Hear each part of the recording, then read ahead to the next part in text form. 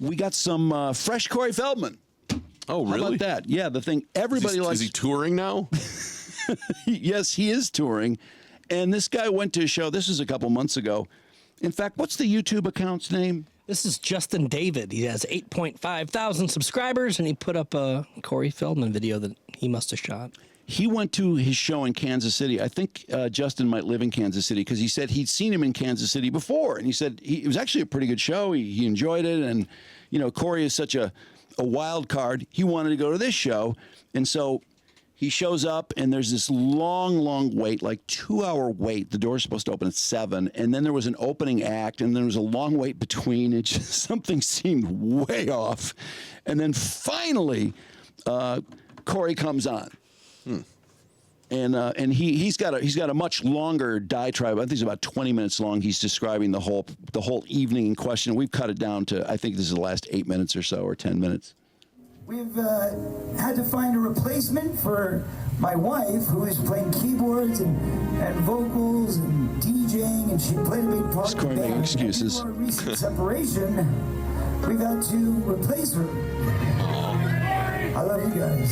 So this tour really comes to you against all odds, because not only that, but I also tore my meniscus in both knees. First, he opened up with his smash single, Comeback King. And it appeared from the very first few minutes of this song that we were in trouble and we were going to see a little bit different show than we did the last time. The arrangements of these songs made no sense to me. It was so bizarre. We know this routine. Comeback King. Oh, Here he comes, the Comeback King. How can he not know this part goes on way too long? Well, the crowd doesn't know they're supposed to be chanting it. Who's that dude? I know, and some other guy runs out from behind. A roadie? Here he comes, apparently. the Comeback King. Here he comes. Oh, it's a little repetitive. Where is he? There's like 70 people there, too, which makes it even dumber. I mean, can they at least record this part? I know. Why are you making these guys sing this ridiculous thing over and over and over? Where? Oh, Okay, see, the crown just came up on the screen, so he thought it was coming sooner than So it came. awkward. Everybody's filming it. Here comes He's got Corey. that jacket on, too, the ruffled one. Oh, that's a different jacket. No, he's worn that outfit before.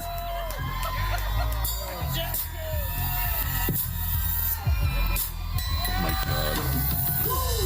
What I would have done if I was running this show is I would have started with the drum beat. Don't try to fix Corey. Have the bass Justin. come in.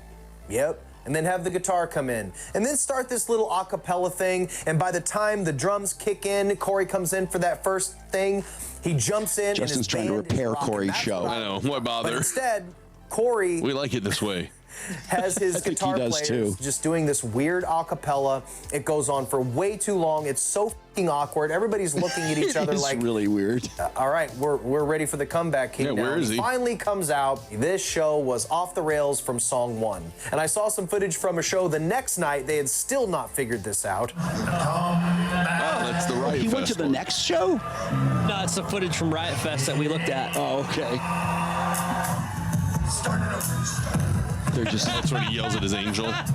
Start over. yelling at everyone on the stage. On the same count, everybody. And he's yelling on the microphone, too. Yeah, see, he's got that same outfit on. Looks better in the light. And now the other guy's yelling at the poor girl. Why does he yell at people on microphone? Cause I'm the Comeback King. The band's wound pretty tight, Drew. Wouldn't you lower the microphone before you A yelled? security guard, which is kind of cute as Oh, well. he spit on a but either security way, guard. then he shows up and we finally see him. He arrives on stage looking like an extra from a 90s Missy Elliott video. His fucking outfit was wild. He looked like cake frosting. And I'm going to say this now because otherwise It's I'd a be hoodie, harping it's all on it every sparkly. single song. The This whole band is top. not prepared. This band is not tight. They don't know the songs. They don't know what they're supposed to be doing. And that's one person's person's fault, which we'll get into here in a minute. These old-timer musicians that he's touring with didn't appear to be passionate about what they were Corey doing. dancing in slow-mo is just so funny. Hangers-on or kind of Look at guys this. that never made it in L.A. and they're like, fuck it, I guess It's just we'll a do this Michael Feldman Jackson thing. impersonation. Every song, Corey's looking at this person, looking at this person. What the fuck? What the fuck?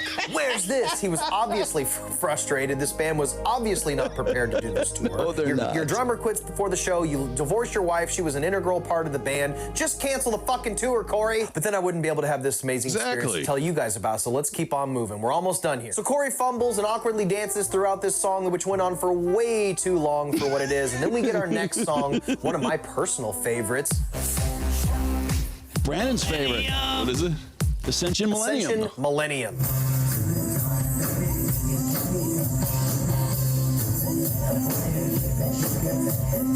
And this is one of the worst produced songs on the entire album, which is just packed with songs that don't even Artwork begin is to great, sound though. completed. Packaging. It's unbelievable. If you want to really...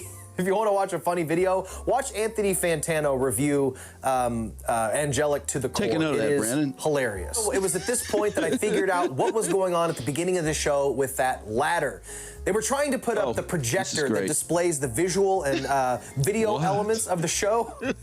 So I kept on wondering, I was like, why is the screen so tiny? And then I noticed that they just said, fuck it, since they couldn't get the projector up on the stage, they just threw it on the ground behind the drummer. So there's this warped, tiny image that takes like 1/5 of the screen size. Yeah, it's just the barely the middle of it. Catch a break. Corey needs to lower his expectations of what he wants his show to be. I know.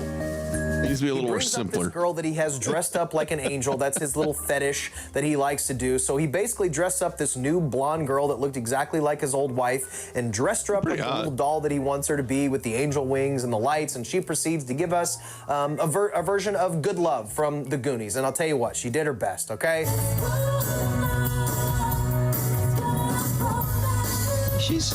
Looks cute. Yes. She did look very uncomfortable, though. better than Corey. She I'm does not a look pretty prude or awkward. anything. I like hot chicks just as much as the next guy, but in the context of Corey Feldman, why don't you go watch Corey Feldman's episode of Wife Swap, and you'll find it'll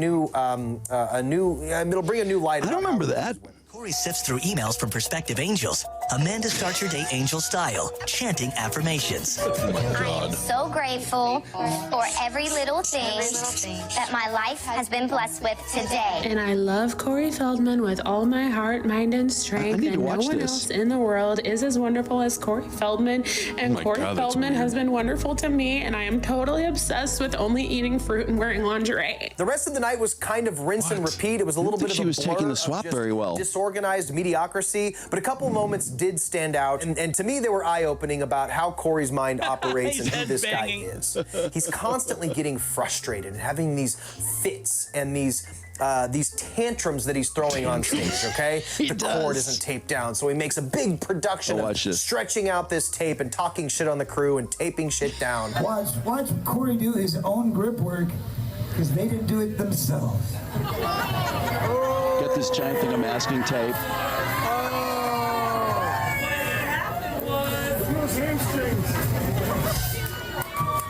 And that's part of the show, folks. Then his microphone stand isn't working, and I think all he had to do was... It's limp. Do they have Viagra for microphones? We need a Viagra for this microphone. I want you guys to see what I'm dealing with here. So you go like this. Corey, that's embarrassing. What about the show must go on? Just do your fucking show. Hey guys! That's not hard to fix. Just joking. Just joking. Good joke. Anyway, that's what we're dealing with. Sorry about that, folks. It's like all he he's had to do was telling on the crew, right? Oh, He yeah. acts helpless about I mean, it's everything. working, too. They seem to do a better Realize job every show. He's the man in charge. He's the band director. He hired everybody. Anything that happens on that stage is Who his own tells on goddamn their own fault. crew to the you audience? Choose to go out on tour with no drummer, 4 new musicians that don't know the set. Anything that happens on that stage that frustrates you is your f***ing fault. Because his ego is so unchecked and so obviously inflated, he feels like he has what it takes to produce his own music, design this whole show, and he has no idea what he's doing. And because he has no idea what he's doing, or maybe he doesn't care, things go wrong. And that gives him an opportunity to blame some poor road guy or blame some poor Yeah, I think venue this is operator. And pretty it's much a your rant fault. from here on out. Isn't it almost over?